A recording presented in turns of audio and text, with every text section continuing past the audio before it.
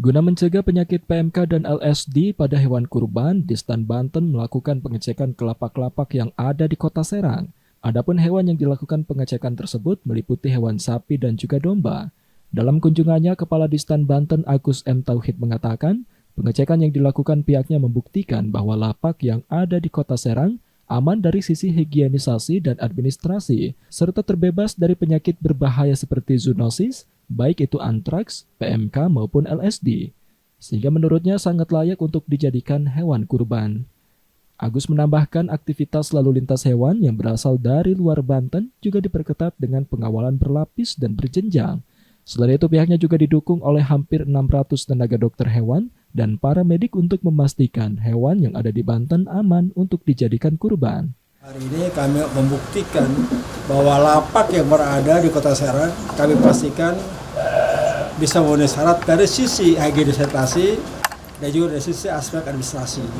Hewan yang ada di sini dipastikan bebas dari penyakit zoonosis yang berbahaya, bebas antraks, bebas brucellosis, bebas PMK dan LSD atau cacar.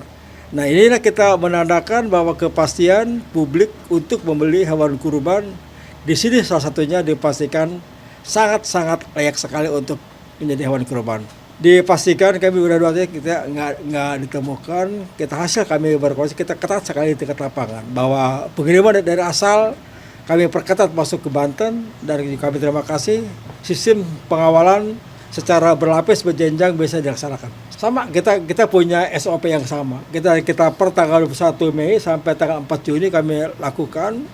Kami didukung oleh hampir ada 600 tenaga dokter hewan dan paramedik yang satu kesatuan. Yang kami mintakan bahwa dokter hewan yang ada di Banten, baik yang praktek dan juga yang milik pemerintah, bisa satu kesatuan untuk bisa memastikan hewan kurban di Banten sehat seperti itu.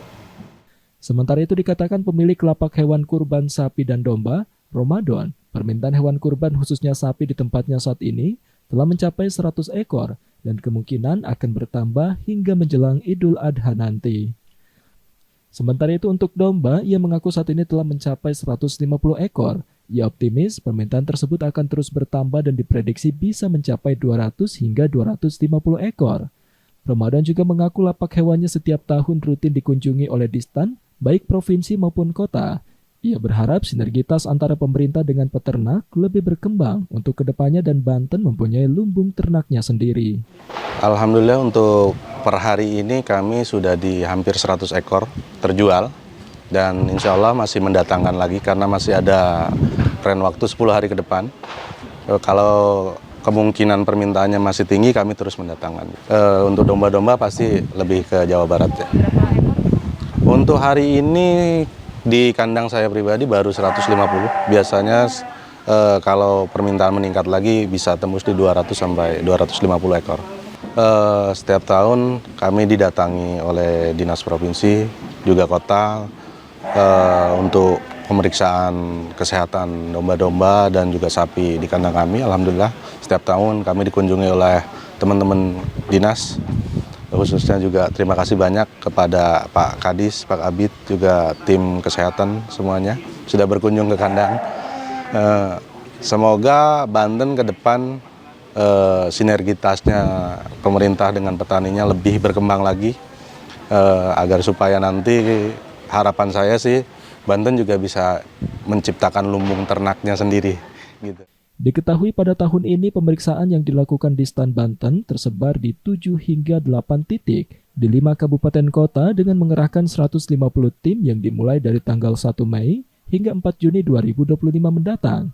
Nantinya lapak yang telah diperiksa dan dinyatakan aman akan ditempel stiker oleh pihak Dinas Pertanian Provinsi maupun kabupaten kota. Kodita Malina Amalia, Doni Ristama Putra, Tim Liputan Banten TV dari Serang memberitakan.